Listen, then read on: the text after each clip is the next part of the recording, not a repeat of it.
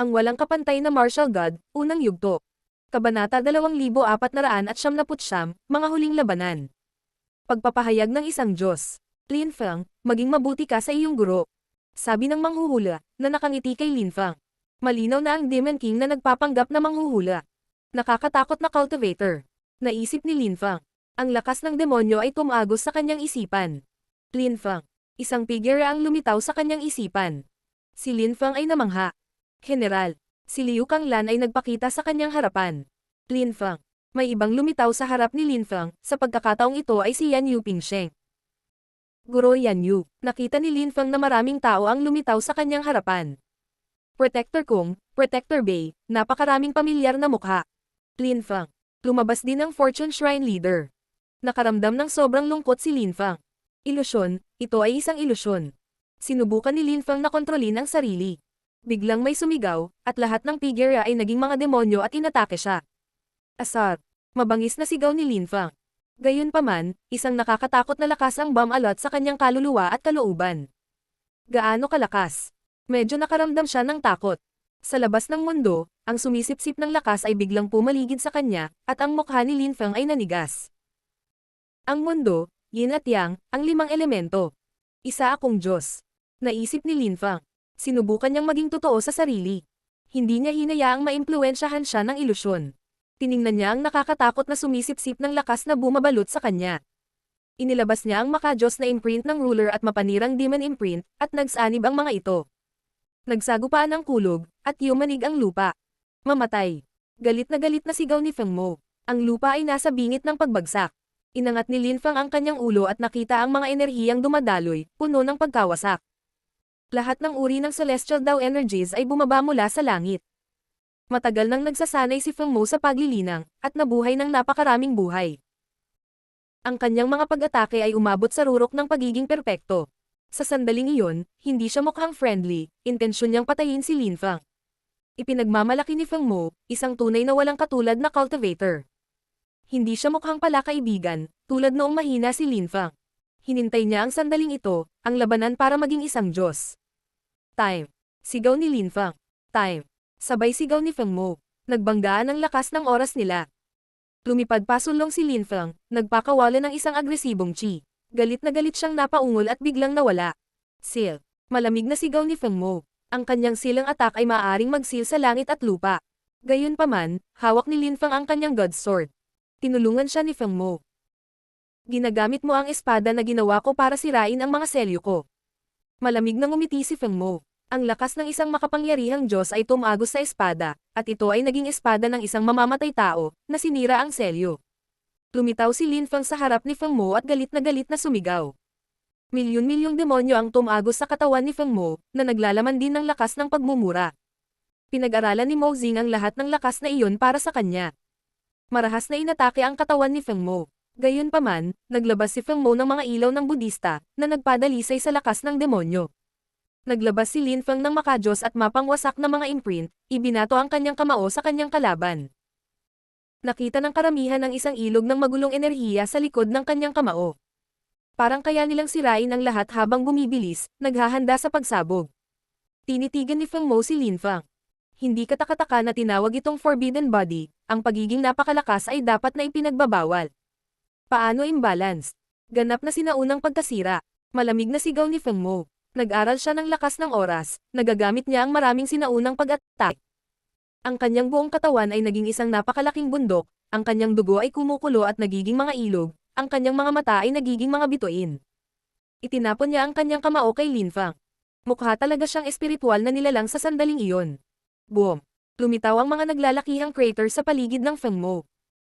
Ang ilang mga tao ay natama ng fallout energies at sumabog, lahat sila ay agad na namamatay. Ang Demon King ay muling naging Saintly Emperor Shi the Demon. Siya ang Demon King, isang sinaunang at magiting na demonyo. Ako ang hari ng mundong ito. Malamig na sabi ni Saintly Emperor Shi the Demon. Siya ay umatake, ang kanyang enerhiya ay bumaril patungo kina Lin Feng at Feng Mo. Ako ang Diyos, ito ang aking taran. Sigaw ng manghuhula, nagpakawala ng lakas ng tadhana kay Lin Feng at Feng Mo. Nakamamatay ang lakas ng tadhana, at halos imposibleng harangin. Walang magbabago, nakatadhana akong maging isang Diyos, isang tagapamahala. Saway ni Lin Feng. Lumingon siya at tumingin sa manghuhula, nagpakawala ng lakas ng oras at mas bumilis ang paggalaw. Inilabas niya ang kanyang kamao, at ang dalawang pag-atake ay nagbanggaan.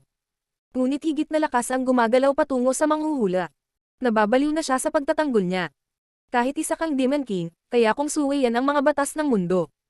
Biglang lumitaw ang mukha ni Chu Chunkyo. Nagpupumilit siyang makawala sa kontrol ng Demon King. Mamatay. Sabi ni Lin Feng, naglabas ng halos hindi masisirang makajos na mga imprint. Sumunod ang malalakas na impact, at ang katawan ng Demon King ay nabasag, na yumanig sa kanya.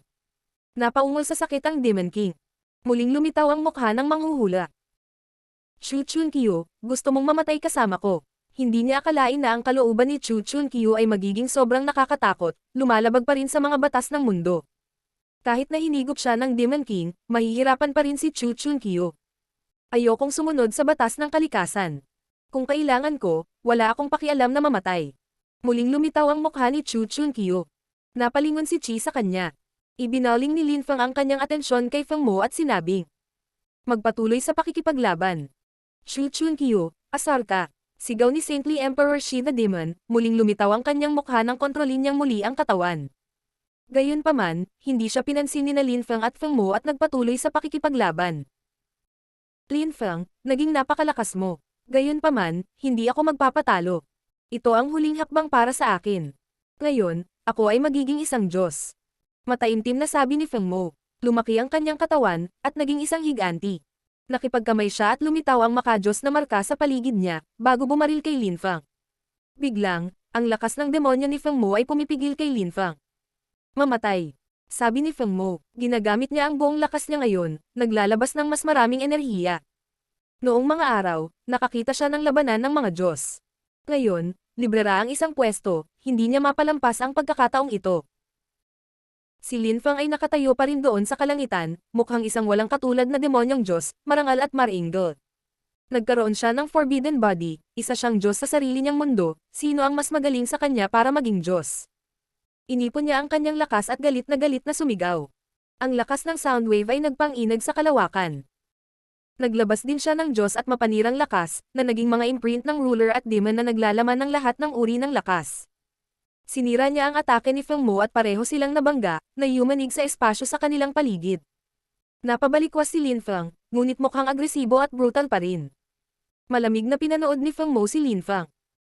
Hindi siya naniniwala na kayang talunin ni Lin Feng ang isang tulad niya, na matagal nang nagsasanay ng cultivation. Pagbabago ng 3 buhay sa 10,000 bagay ng paglikha. Malamig na sigaw ni Feng Mo. Lumitaw ang lahat ng kanyang mga clone, na ikinagulat ng lahat. Iyan ay si Dharmadeva ang pinakamataas na cultivator. Siya ang pinakamataas na naglilinang ng kalikasan. Maraming tao na napakatanda na ang nabigla sa kanilang puso nang makakita sila ng ilang figure. Ang lahat ng mga taong iyon ay ang Three Leaves Emperor, lahat sila ay Feng Mo. Ilan sa kanyang mga clone ang naging walang katulad na mga saints. Huminga ng malalim si Lin Feng. Bigla siyang gumalaw na parang hangin at naging ilusyon. Maraming tao ang lumitaw sa paligid niya, lahat sila ay mga clone ni Lin Feng. Lahat sila ay nagsanib sa kanyang katawan. Nagulat na naman ang mga tao. Gaano karaming mga clone ang nilikha ni Lin Feng sa nakalipas na ilang daang taon. Huling pag-atake. Kung mabago ako, ibig sabihin hindi ako kwalipikadong maging Diyos. Mataimtim na sabi ni Feng Mo. Tumang Lin Feng. Kung mabago ako, ang ipinagbabawal na tao, ay hindi kwalipikadong tawaging Diyos o pinuno. Mahinahong sagot ni Lin Feng. Nakatuon siya, malinis ang kanyang iniisip. Naging totoo siya sa sarili niya. Nagsimula pasulong ang mga clone ni Feng Mo. Nagsimulang sumigaw ang hangin habang nagsimulang tumaas ang kanilang lakas. Mamatay. Galit na sigaw ni Feng Mo. Ang kanyang mga clone ay gumagalaw lahat sa bilis ng liwanag, gamit ang lakas ng oras upang mapabilis. Ito ay isang paputok at matinding pag-atake na higit pa sa nakita ng sino man doon. Bilang tugon, biglang ipinikit ni Lin Feng ang kanyang mga mata, pinalalakas ang mundo sa kanyang katawan. Walang tigil ang pag-atake sa kanya. May impresyon si Lin Feng na pasan niya ang buong mundo sa kanyang mga balikat, na parang unti-unting dinudurog ang kanyang katawan. Piraso sa piraso. Gayunpaman, nakatayo siya roon at pinag-iiba ang lakas ng ipinagbabawal na pinuno. Mamatay. Sigaw ni Feng Mo, tinutukan ang ulo ni Lin Feng. Tumingin lang si Lin Feng. Parang tumigil ang lahat sa paligid niya. Walang magbabago, nakatadhana akong maging Diyos, ang tagapamahala. Galit na sigaw ni Lin Feng. Ang lakas ng kanyang ipinagbabawal na pinuno ay naputol sa lahat ng direksyon. Napunit ang espasyo at oras. Sunod-sunod na sumabog ang mga clone. Sinugod ni Lin Feng si Feng Mo at ibinato ang kanyang kamao sa kanya. Sumabog ang kulog, at si Feng Mo ay nawasak.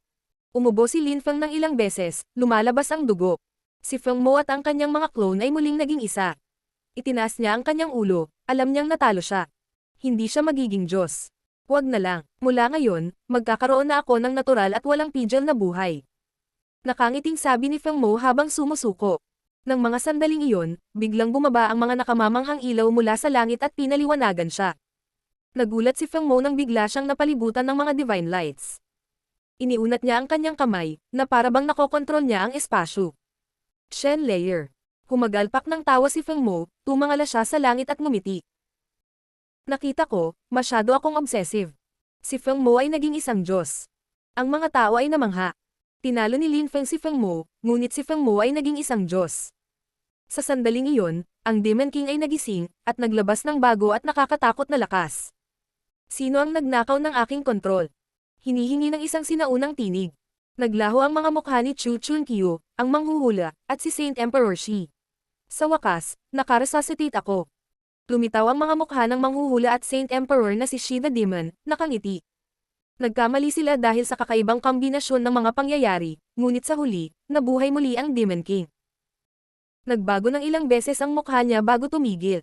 Ang kanyang mukha ay Mara Deva, ang mukha ng manghuhula, hindi si Chu Chunkyu, at hindi si Saintly Emperor Shi the Demon. Gayunpaman, ang kanilang mga katangian ay nakikita pa rin. Ako ay isang Diyos. Sabi ng Demon King habang nakatingin sa langit. Pinalibutan din ng divine lights ang kanyang katawan. Tumingin siya kay Lin Feng at sinabing, Lin Feng, hindi ko akalain na magiging Diyos ako kahit na hindi ako sumama sa iyo. Totoo ang propesya. Kapag lumitaw ang ipinagbabawal na katawan, lumitaw ang mga Diyos. Sa kasamaang palad, hindi ka naging isa. Sa totoo lang, gusto kong i-recruit ka bilang isang disipulo, ngunit kailangan mong mamatay. Mahinahong sabi ng Demon King kay Lin Feng. Hinatak ni Lin Feng ang mahabang mukha. Bigla siyang nawalan ng pag-asa. Ito na ba talaga ang katapusan? Bakit? Sige, tapos na, sabi ni Mara Deva, na lumapag sa harap ni Lin Feng. Inihagis niya ang kanyang kamay kay Lin Feng. Gumamit si Lin Feng ng lakas hanggat kaya niya para protektahan ang kanyang sarili, ngunit hindi ito gumana, dumaan pa rin ang kamay ng kanyang kalaban. Napakahina niya sa harap ng isang Diyos. Ikaw. Natigilan si Feng Mo, tiningnan siya ng Demon King at sinabing, naging Diyos ka lang, gusto mo bang lumaban sa akin?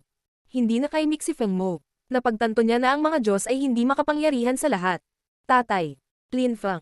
Sa lupa, ang matandang baka, Zhe Tian, Hao Qinglin, lahat sila ay sumisigaw, ano ang nangyayari? Paano ito naging posible? Asar. Galit na sigaw ni Lin Feng. Naglabas siya ng nakakatakot na lakas at pumikit. Wala na talaga siyang pag-asa. Ang mundo sa kanyang katawan ay nanginag at nagsimulang masira. Napakahina ba niya? Lin Feng. Siniyasat ni Lin Feng ang kanyang mundo sa kanyang makajos na kamalayan. Nakita niya ang mga taong nataranta, nawasak, natatakot. Nakita niya ang mga magulang niya, nakita niya iyong mga malalapit na emperor pa lang. Nararamdaman nilang lahat na si Lin Feng ay mamamatay. Lin Feng. Umiiyak si Meng Cheng. Siya ay desperado. Sinubukan niyang ngumiti at sinabi, kung mamatay ka, mamamatay ako kasama mo. Ako rin.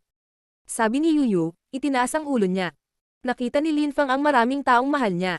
Qiu Yuzin, Duan Xinye, nandoon silang lahat, at Mr. Wu, Mr. Qi, lahat sila ay mukhang desperado. Naiintindihan ko, biglang sabi ng isang boses sa langit. Si Meng Qing at ang iba ay natigilan. Lumitaw si Lin Feng sa kalangitan. Tumiti siya at sinabing, no wonder napakahina ng mundo ko. May nawawala. Ang totoong mundo ay isang mundong may damdamin. Ang mga damdamin ay bahagi rin ng mga pinagmumulan ng buhay, isang mahalagang bahagi ng buhay. Ang mga tao ay hindi tao kung wala silang damdamin. At walang feeling sa mundo niya. Ang kanyang mundo ay nanginag at nagbago. Akala niya noon ay perpekto ito, at ngayon ay totoo na. Ang panginginig ay unti-unting nawala. Sa labas ng mundo, ang Demon King ay tumingin kay Lin Feng ng may pagtataka. Mamamatay ka ng nakangiti. Lin Feng, kung muling magkatawang tao ka, sana ay maging alagad ko ka sa susunod mong buhay. Utang ko sa iyo ang isang ito. Gayunpaman, ngumiti si Lin Feng at nagsabi, wala akong pakialam sa pagiging isang Diyos. Isa na akong pinuno, ito ay katulad ng isang Diyos o isang espiritual na nilalang. Pareho silang lahat. Inihagis ni Lin Feng ang kanyang kamay sa braso ng Demon King at agad itong pinutol. Bumulwak ang dugo. Nagulat ang Demon King. Paano ito naging posible? Si Feng Mo ay natulala din. Tiningnan niya si Lin Feng ng makahulugan at sinabi.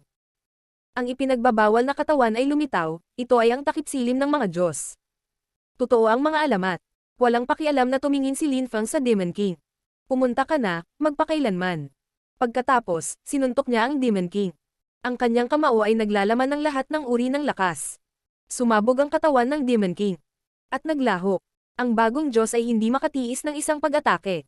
Parang huminto ang lahat sa sandaling iyon. Lin Feng, binabati kita. Pagkaraan ng mahabang panahon, ngumiti si Feng Mo at binati si Lin Feng. Masaya siya para sa kanya. Dapat mo siyang tawaging master. Sabi ng isang boses na nagmumula sa langit. Mas maraming tao ang lumitaw. Nakilala ni Lin Feng ang isa sa kanila. Mr. Time. Tumiti si Lin Feng. Tumanggo si Feng Mo at sinabi. Tatandaan ko yan. Dapat ko siyang tawaging master. Brother Feng Mo, tawagin mo lang akong Brother Lin Feng. Tumiti si Lin Feng. Ang lakas lang ang mahalaga sa mundo ng paglilinang, hindi edad. Hindi na kailangan pang tawaging master ni Feng Mo, para na silang magkapatid ngayon dahil magkapareho sila ng level. Hahaha, sa wakas, dalawang bagong kaibigan. Lin Feng, nakalimutan kong sabihin sa iyo, mayroon din akong forbidden body. Sabi ni Mr. Time. Nagulat si Lin Feng. Mr. Time, ikaw ba ang pinuno ng Time Shrine? Medyo. Ngunit ang Time Shrine ay masyadong makapangyarihan, hindi ito kailangang umiral sa mundong ito. Mabuti na lang sa Ganges Time. Lin Feng, ito ang Diyos ng liwanag, at ito ang sumusumpa na Diyos. Nainas sila, kaya tinawagan ko sila para sumama. Si Feng Mo ay maaaring maging Demon Sealer God, at ano ang gusto mong itawag? Nakangiting sabi ni Mr. Time. Hindi naman kami pwedeng magkaparehas ng pangalan, kaya hindi ko alam. Diyos na tagapamahala. Paano ang Peerless? Tumiti si Mr. Time. Nagtawanan ng lahat. Pangalan lang, hindi mahalaga. Sang-ayon ni Lin Feng. Wala talaga siyang pakialam. Totoo yan. Lin Feng, alis na ako, huwag takutin ang mga tao. Zhe Tian, Qiyong Sheng, sasama ka ba sa akin? Hindi kami sasama, guro. Sabi ni Zhe Tian, umiling at nakangiti. Sige, sige. Little Ye, sumama ka sa akin. Si Feng Mo ay naging isang Diyos, kailan ka magiging isa? Tanong ni Mr. Time, na sinulyapan ang Godly Weapon Master. Napakabata niya, lalo na't napakamot siya ng ulo at ngumiti ng nakakaloko. Ang mga naninirahan sa kontinente ng Siyam na Ulap ay namangha. Ngunit ang makadiyos na Weapon Master ay mukhang napakabata. Brother Feng Mo, bitawan mo si Kung Ming. Mahinahong tanong ni Lin Feng. Mabuti. Sang-ayon ni Feng Mo, binitawan niya si Kung Ming, na kalmadong tumingin sa kanya. Nagsasanay ka ng mag-isa sa paglilinang sa buong buhay. Gusto ni Lin Feng na palayain kita, bumalik ka sa Buddha Shrine. Mabuti. Sagot ni Kung Ming. Pagkatapos ay tumanggo siya kay Lin Feng upang magpasalamat at umalis nang hindi nagmamadali. Lin Feng, ang aking anak na babae ay nasa Sealed Imprint Mountain pa rin, kailan mo siya ilalabas? Tanong ni Feng Mo sa kanya. Tumiti si Lin Feng, mukhang nahihiya. Brother Feng Mo, may gagawin ako. Alis na ako. Ang walang kapantay na martial god, unang yugto. Kabanata 2500, ang wakas.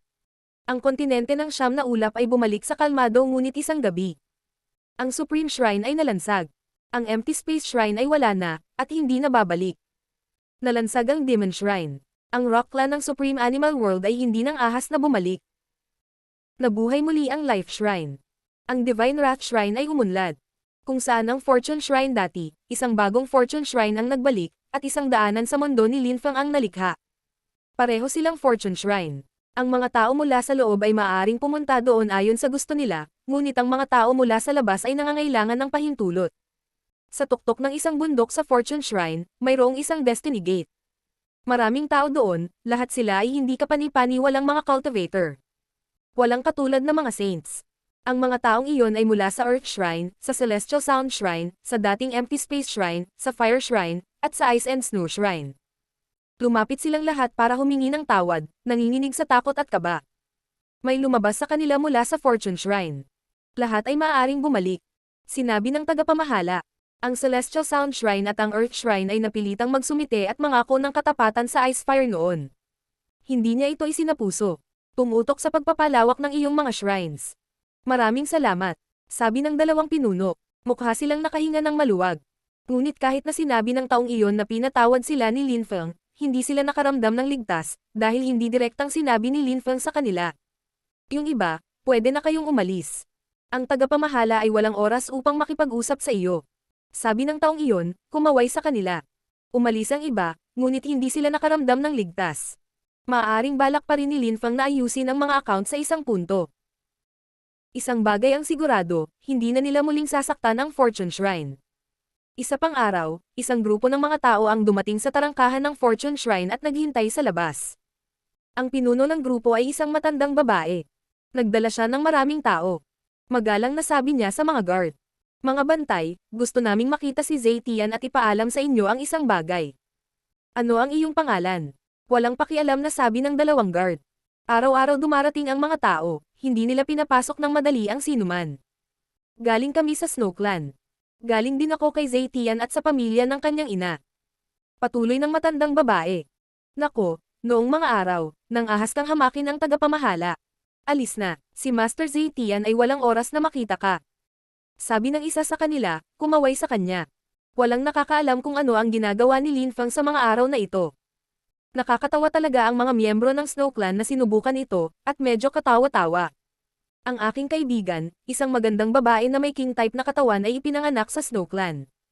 She's very talented, and we want to introduce her to Zetian. Nakangiting sabi ng matandang babae. Ikinumpas niya ang kanyang payat na braso, at isang babae ang lumitaw sa kanyang likuran. Ang pangalan niya ay Anran. Matutulungan mo ba kami o hindi? Tanong ng matandang babae, nagmamakaawa sa mga gwardya. Nagkatinginan ng dalawang guard. Mukhang mabait ang babaeng iyon, pero magugustuhan kaya siya ni Master Zetian. Tutulungan kitang ipakilala siya kay Master Zetian. Bumalik ka, sabi ng isa sa mga bantay. Sige, sige. Mabilis na pagsang-ayon ng matandang babae. Mabilis siyang nagpaalam kay Anran at umalis. Hindi maganda ang kanilang pakiramdam, ngunit umaasa silang napatawad na sila ni Zetian. Nagkaroon ng kahit kaunting pag-asa. Si Lin Feng ay wala sa sarili niyang mundo, nagpakita siya sa Holy City. Nakatingin siya kay Tian Tai, na ibalik doon at matayog sa taas.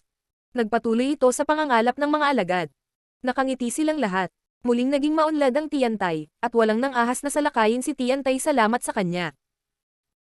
Sa harap ng gate ng Tian Tai, sina Yun Qingyan at Huang Fulong ay nakikipag-usap sa mga taong nakapila para magtanong tungkol sa proseso ng recruitment ni Tian Tai, lahat ay gustong sumali sa Tian Tai. Huwag kang mag-alala, isa-isa, ngunit ang mga pinaka-talented lang ang makakasali sa Tian Tai. Hehe. Master Huang Fulong, alam mo ba kung nasaan si Lin Feng the Ruler? Tanong ng isang tao sa sandaling iyon. Siyempre, alam mo ba kung sino ako? Ako ang kapwa-alagad ni Lin Feng. Sabay kaming naglakbay. Noong mga araw, nasa Tianqi kami. Nanalo pa ako laban sa kanya. Sabi ni Huang Fulong, tumawa ng malakas. Hindi nakaimik si Lin Feng. Walang hiya ang taong iyon. Sabi ni Rou Exi, na nakatayo sa tabi ni Lin Feng. Lin Feng, kailan ka pupunta sa Champion University? Magalang na tanong ni Ancestor Shi Tian. Hindi na ako babalik sa Champion University. Kunin mo ito, tanggapin mo bilang tanda ng pasasalamat. Mayroong ilang mga armas, kasanayan, at diskarte sa loob. Sabi ni Lin Feng, na nagbigay ng singsing kay Ancestor Shi Tian. Nagulat si Ancestor Shi Tian. Ang ibang mga ninuno ay tumingin sa kanya ng may paghanga. Si Ancestor Shi Tian ay pipili muna ng ilan, syempre. Mga guro, hindi ba talaga kayo pupunta sa mundo ko? Tinanong ni Lin Feng sina Mo Chen at Emperor Yu. Noong mga araw, pinangarap naming pumunta sa Holy City para likhain ang Tian Tai doon. Andito na kami ngayon, buti naman. Kapag naging sapat na ang Tian Tai, lalakbayin ko ang dakilang mundo, at pupunta rin ako sa mundo mo. Tumiti si Mo Chen. Hindi niya akalain na magiging Diyos ang kanyang alagad. Hindi niya maisip ngayon. Sige, magpapalipas pa ako ng ilang araw kasama ka. Nakangiting sabi ni Lin Feng. Nasa tuktok na ng Holy City ang Tian Tai. Maraming mga disipulo mula sa kontinente ng Siyam na ulap ang darating upang mag-aral dito. Sword Mountain. Naka-cross-legged si Emperor Wu Tianjian, ngunit biglang nagmulat ng kanyang mga mata, mukhang matalas ang mga ito na parang mga espada. Sino ka? Matalim na hamon ni Emperor Wu Tianjian. Master Wu Tian, tiwala ako na maganda ang lagay mo mula noong huli tayong nagkita. Sabi ni Lin Feng, bumaba mula sa langit. Tumiti si Emperor Wu Tianjian at sinabi. Lin Feng, bumalik ka. Magaling ka, nakikita ko. Sagot ni Lin Feng. At ngayon isa ka ng saint, gamaan ang pakiramdam ko. Haha, nauna ka pa. Hindi ko na makita ang antas ng iyong paglilinang. Halika at maupo. Nakangiting sabi ni Emperor Wu Tianjian. Umupo si Lin Feng sa tabi ni Wu Tian. Noon, na-pressure ako. Maraming napakalakas na maimpluwensyang grupo ang dumating dito. Nagkaroon din ako ng mga problema sa Everlasting Great Emperor's Palace, kaya wala akong choice kundi maging mas malakas. Tumiti si Wu Tian. Walang hanggang dakilang palasyo ng Emperor. Nagulat si Lin Feng, ngunit pagkatapos ay ngumiti siya ng palihim at nagtanong.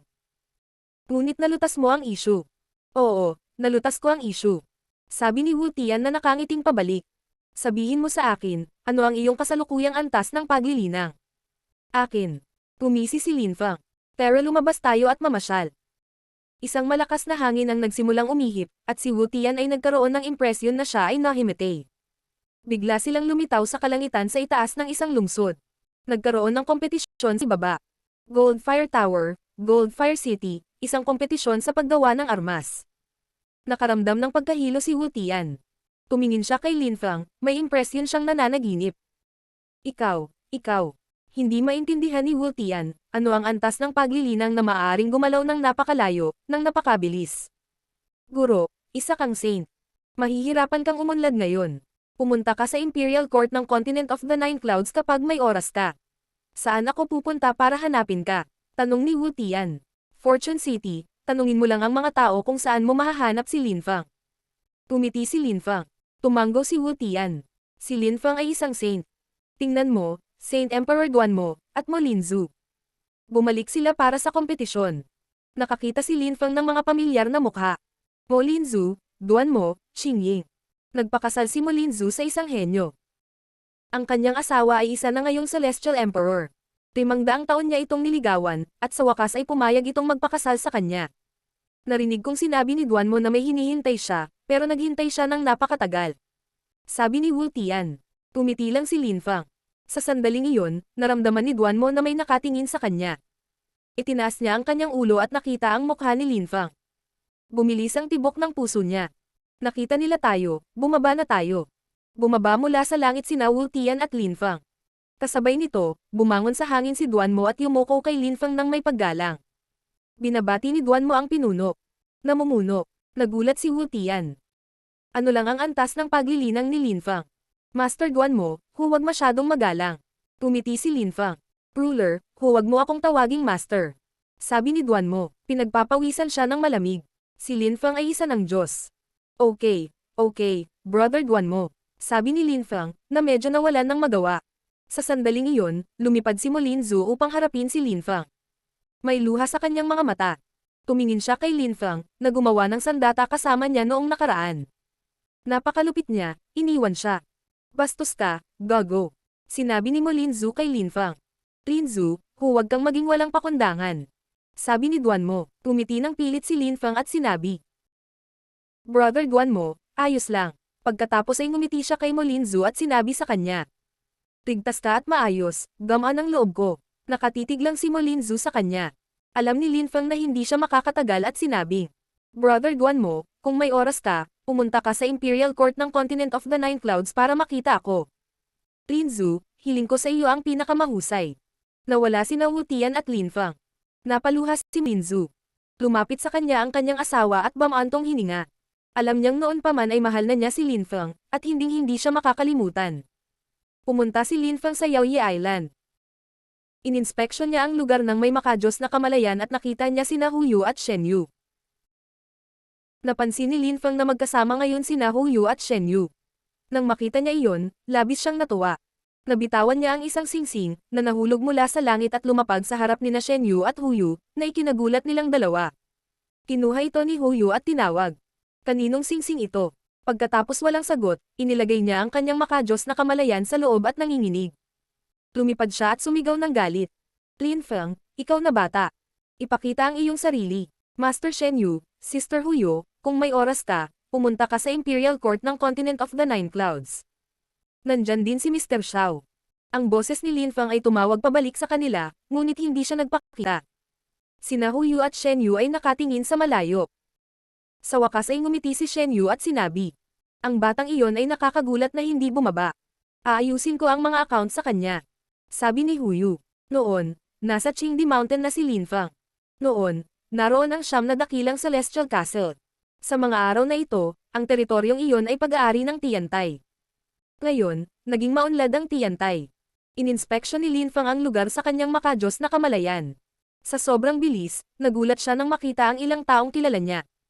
Nakakagulat, pumunta siya sa Tiantai. Tumibok ang puso ni Linfang. Wow, Shiyun. Nilisan niya ang Dragon Mountain, sinusubukang hanapin siya. Natagpuan niya si Tianqi, pagkatapos ay iniwan niya ang Tianqi dahil narinig niya ang tungkol sa Tiantai. 1,000 taon na ang lumipas, at namimiss niya pa rin siya. Siya ay may magandang mahabang buhok. Tumingin siya sa labas ng bintana at bamulong, nabalitaan ko na may Tiantai din doon. Iniisip ko kung nandyan siya. Nang maisip niya iyon, napangiti siya, ngunit napaiyak siya. 1,000 taon na siyang naghihintay, 1,000 taon na siyang nag-iisa. Nagsanay siya ng husto sa paglilinang sa loob ng 1,000 taon. Hindi niya hinayaan ang sarili na magmukhang matanda, gusto niyang manatiling maganda para sa kanya. Ngunit hindi niya alam kung nasaan siya. Narinig niyang may bamantong hininga. Bigla siyang lumingon at nandoon siya. Nagulat siya, at napaluha siya. 1,000 taon, napakatanga mo. Lumapit si Linfang sa kanya at niyakap siya. Nang inag si Wo Shiyun. Hindi pa siya nakakaramdam ng ganito kasaya sa buhay niya. Napakasakit, 1,000 taon ng sakit. Sa sandaling iyon, sa wakas ay nakaramdam siya ng saya, at hindi niya napigil ang umiyak ng hindi mapigilan. Sa langit, naroon din si Linfang, nakangiti rin. Pagkatapos, dahan-dahan siyang lumipad. Sa isang sinaunang tribo sa disyerto, nandoon pa rin si Moyon, maganda pa rin. Siya ay isang emperor, at itinuturing siya ng mga tao bilang isang saint na babae.